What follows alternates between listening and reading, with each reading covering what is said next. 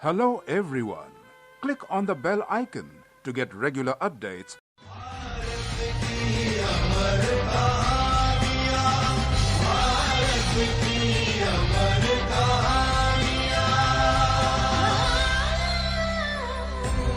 भारत का गौरवमय इतिहास अनेक शूरवीरों की वीर गाथाओं से समृद्ध रहा है और इन गौरव गाथाओं में इस देश की नारियां भी पीछे नहीं रही हैं। यहाँ उनके अटूट साहस और बलिदान की मिसालें मौजूद हैं। ऐसा अमिट साहस और बलिदान जो आज भी लाखों करोड़ों भारतीयों की शान और प्रेरणा बना हुआ है। वीरता का जिक्र करते ही हमें इतिहास की उस वीरांगना की याद आती है जिसकी शान में हमारी मशहूर कवयित्री सुभद्रा कुमारी चौहान ने ये कविता लिखी। बुंदेले हर बोलों के मुंह हमने सुनी कहानी थी, खूब लड़ी मर्दानी वो तो झांसी वाली रानी थी।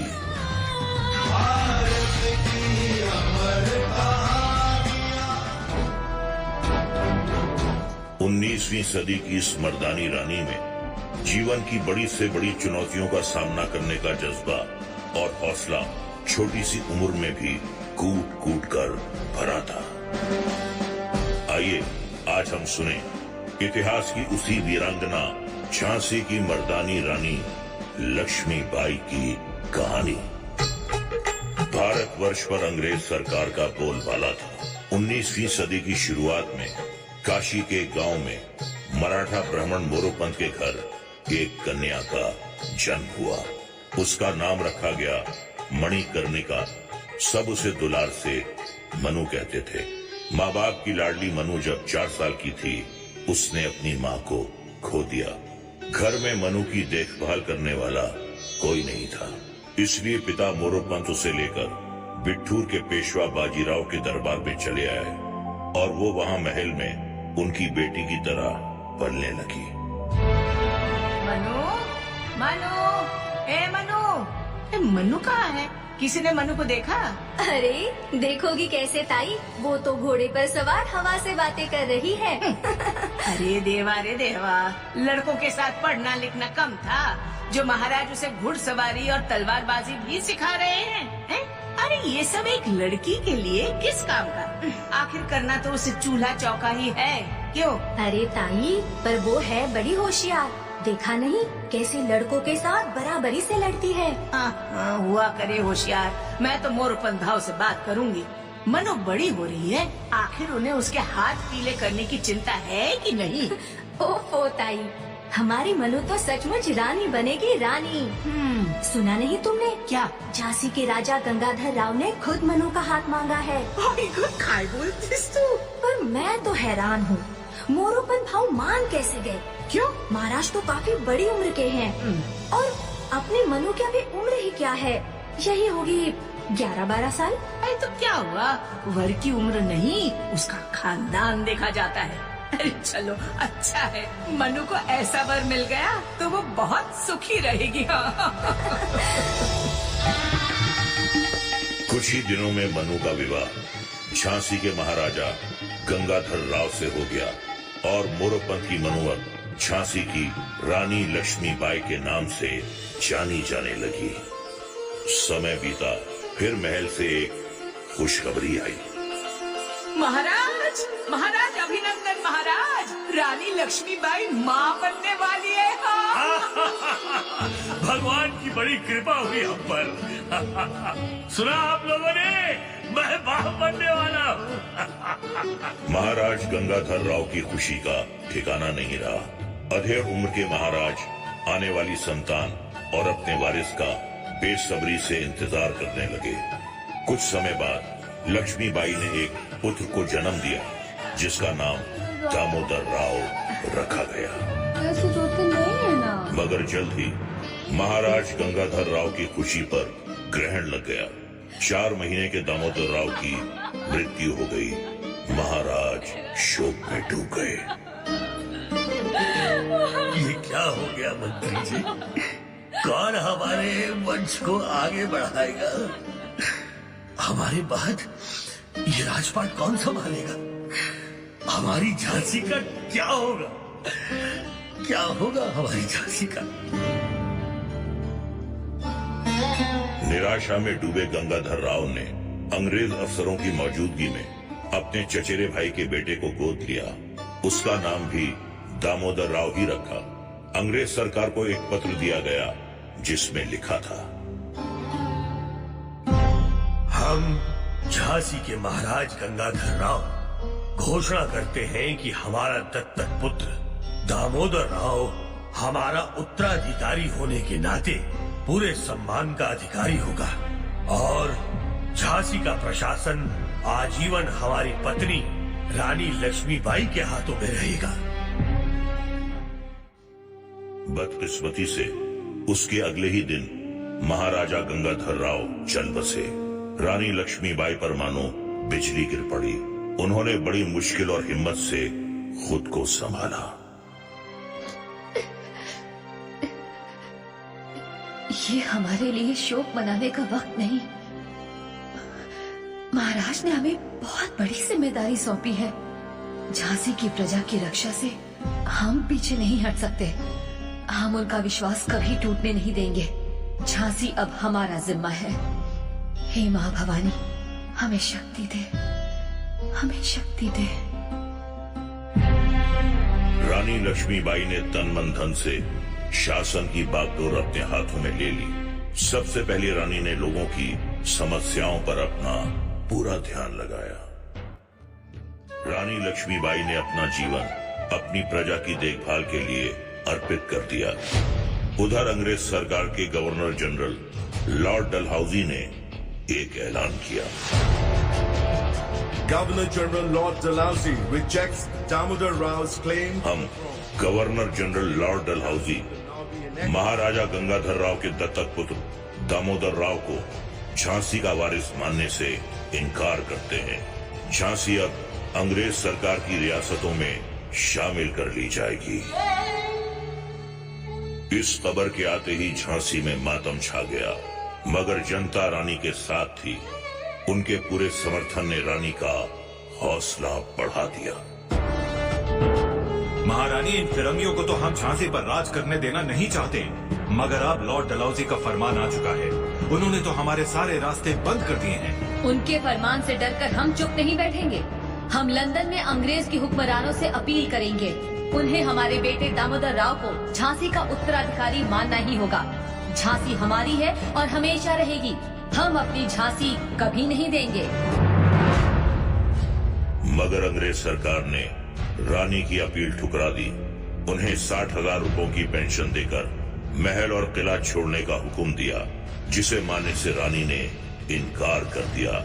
उधर देश की दूसरी रियासतों से भी बगावत की खबरें आ रही थीं। अंग्रेजों की लोकप्रियता लगातार घट रही थी। हर तरफ से लोगों के सब्र का बांध टूटने की खबरें आने लगीं और फिर मई 1857 में मेरठ छावनी के कुछ सैनिकों ने खुलकर विद्रोह शुरू कर दिया। उन्होंने अपने ही अफसरों पर गोलियां चलाईं और अपने साथी कैदियों को आजाद कर दिया। तभी दिल्ली से एक बुरी खबर आई। सुना है अंग्रेजों ने दिल्ली पर कब्जा कर लिया है। तो बादशाह बहादुर शाह जफर का क्या हुआ? कमबख्त अंग्रेजों ने उनके बेटों को गोलियों से उड़ा दिया। क्या कह रहे हो? और उन्हें नजरबंद कर लिया है। अरे भाई, कानपुर में नाना साहिब की सेना भी हार गई। कानपुर फिर से छिन गया। अब क्या होगा? देश में हो रहे अत्याचारों ने क्रांतिकारी सैनिकों में बदले की आग और भड़का दी। उन्होंने अंग्रेज सरकार को खदेड़कर दिल्ली में बहादुर शाह जफर को फिर से सिंहासन पर बिठा दिया और फिर लखनऊ, कानपुर और सीतापुर में सिक्का जमाने के बाद क्रांतिकारी दल झांसी की तरफ बढ़ने लगे। क्रांतिकारियों के सामने अंग्रेज फौज कमजोर साबित हुई और उनके पैर उखड़ने लगे। रानी साहेब, हम क्रांतिकारी चाहते हैं कि अब झांसी का राजकाज आप ही संभालें। एक बार फिर रानी लक्ष्मीबाई ने झांसी की बागडोर संभाली, पर रानी जानती थी कि अंग्रेज चुप नहीं बैठेंगे। उन्होंने मुकाबले की तैयारियां शुरू कर दी, लेकिन लक्ष्मीबाई की सत्ता को जल्दी ही उनके पड़ोसी राज्य ओरछा और दतिया से चुनौती मिली। ओरछा के सैनिक आ रहे हैं, हमले का आदेश दीजिए रानी साहिब।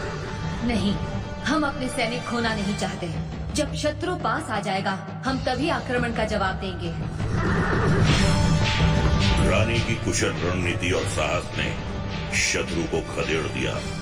रानी लक्ष्मीबाई ने औरतों की सेना बनाई और उन्हें प्रशिक्षण दिया और उनका आत्मविश्वास बढ़ाया। उधर अंग्रेज कैंप में रानी लक्ष्मीबाई का साहस चिंता का मुद्दा बन गया। झांसी की रानी को कम मत समझो, वो हमारी सबसे ताकतवर दुश्मन है। उसे मात देना आसान नहीं होगा। इतना डरने का नहीं। चंदेरी रियासत का किला हमारे कब्जे में आ जाए तो झांसी अपने हाथ में समझो। रानी ने अपने प्रतिनिधियों को बुलाया और उनसे पूछा कि वो युद्ध करना चाहते हैं या संधि समझौता। सबने एक मत होकर कहा, हम लड़ेंगे। झांसी पर कोई विदेशी राज नहीं कर सकता। आपके इस फैसले ने हम में नई जान डाल दी है। हम आखिरी सांस तक लड़ेंगे। अगर जीते तो स्वतंत्रता का आनंद लेंगे और हारे या मरे तो अमर कीर्ति पाएंगे। रानी लक्ष्मीबाई की जय! रानी लक्ष्मीबाई की जय!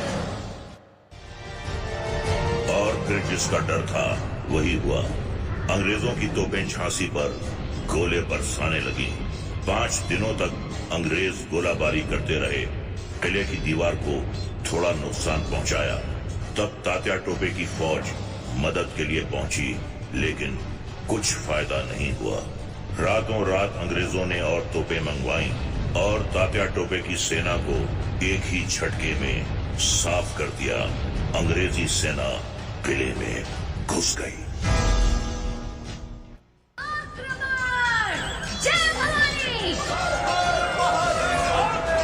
रानी लक्ष्मीबाई अपनी सेना लेकर अंग्रेजों पर टूट पड़ी।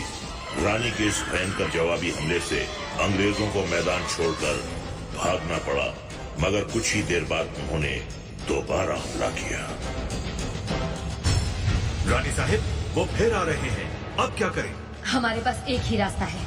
हमें आज रात ही कालपी में राव साहिब के पड़ाव जाना चाहिए। वो जरूर हमारी मदद करेंगे। चलिए। बालक दामोदर राव को साथ लेकर अपने बादल घोड़े पर सवार रानी लक्ष्मीबाई कालपी पहुंची। वो शेरनी की तरह शत्रु पर टूट पड़ी, पर राव साहब की बाकी सेना अंग्रेजों का मुकाबला नहीं कर सकी और अंग्रेजों ने कालपी के किले पर कब्जा कर लिया। अब रानी को कोई और रास्ता तलाशना था। अब हम ऐसे जीत नहीं सकते रानी साहिब। अगर हम छापामार युद्ध करें तो दुश्मनों की नाक में दम कर सकते हैं। मंत्री जी, उसके लिए हमारे पास एक मजबूत किला होना जरूरी है। हमें ग्वालियर चलकर महाराजा की मदद लेनी चाहिए। अगर वहाँ का किला हमें मिल जाए तो हम युद्ध जीत सकते हैं। आइए। रानी लक्ष्मी जब ग्वालियर पहुंची तो उन्हें देखते ही लोगों में नया जोश भर गया। अरे ये तो झांसी की रानी लक्ष्मीबाई हैं। अब सब ठीक हो जाएगा। रानी लक्ष्मीबाई की जय! इसी मौके पर वहां राव साहब ने एक जनसभा में खुद को मराठा राज्य संघ का प्रधान घोषित कर दिया। सभी समारोह में मगन थे, पर लक्ष्मीबाई को आने वाले खतरों की चिंता सता रही थी। राव साहब, हमारे पास धन है, शस्त्रों से लैस सेना है, लेकिन हमें अगले युद्ध की तैयारी कर लेनी चाहिए। हम पर कभी भी आक्रमण हो सकता है। रानी साहेब, अब फिक्र मत कीजिए, उसके लिए हमारे पास अभी बहुत समय है। क्षमा राव साहब, बुरी खबर है, गजब हो गया, अंग्रेजों ने हमें घेर लिया है। हमें इसी का डर था राव साहब। अब देर मत कीजिए, आखिरी लड़ाई के लिए अपने सैनिकों को मैदान में उतरने का आदेश दीजिए। हम अपने कर्तव्य के लिए तैयार हैं। आप अपना कर्तव्य निभाइए। ईश्वर हम सबकी सहायता करे। और फिर ग्वालियर के पास कोटा की सराय में लड़ते हुए रानी लक्ष्मीबाई बुरी तरह घायल हो गई और उनके सैनिकों में खलबली मच गई। जल्दी सैनिकों इसको। रानी साहब को किसी सुरक्षित जगह पर ले चलो, जल्दी जल्दी करो। संभल के, संभल के। उन्हें गहरी चोट आई है। चलो आहिस्ता से, आहिस्ता। रुक जाओ हमारे बहादुर सैनिकों। हम कायर नहीं, हम पीठ दिखाकर नहीं भागेंगे। तुम भी हिम्मत मत हारो, आखिरी सांस तक लड़ो। जीत हमारी ही होगी। हम स्वतंत्र होंगे, हम स्वतंत्र होंगे।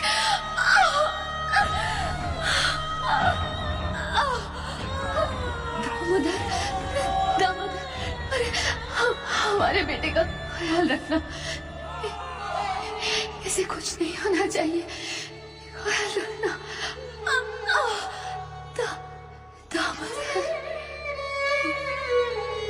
आंखों में ममता का सागर था, मगर अपने खून का हर कतरा बहाकर झांसी की रानी लक्ष्मीबाई ने युद्ध भूमि में वीरता से लड़ते हुए प्राण त्याग दिए और भारतीय स्वतंत्रता संग्राम की इस वीरांगना को वीर गति मिली। रानी लक्ष्मीबाई की समाधि ग्वालियर के फूलबाग में बना दी गई। रानी तो एक छोटे से राज्य झांसी की थी, पर उनकी आंखों में पूरे स्वतंत्र राष्ट्र का सपना था। पीठ पर अपने बेटे को बांधे, हाथ में तलवार, घोड़े पर सवार एक छवि भारतीयों के दिलों में हमेशा के लिए बस गई। सुभद्रा कुमारी चौहान की इन पंक्तियों से उनको हमारी श्रद्धांजलि। रानी गई सिधार, चिताब उसकी दिव्य सवारी थी। मिला तेज से तेज, तेज की वो सच्ची अधिकारी थी। हमको जीवित करने आई बन स्वतंत्रता नारी थी। दिखा गई पथ, सिखा गई हमको जो सीख सिखानी थी। खूब लड़ी मर्दानी वो तो झांसी वाली रानी थी।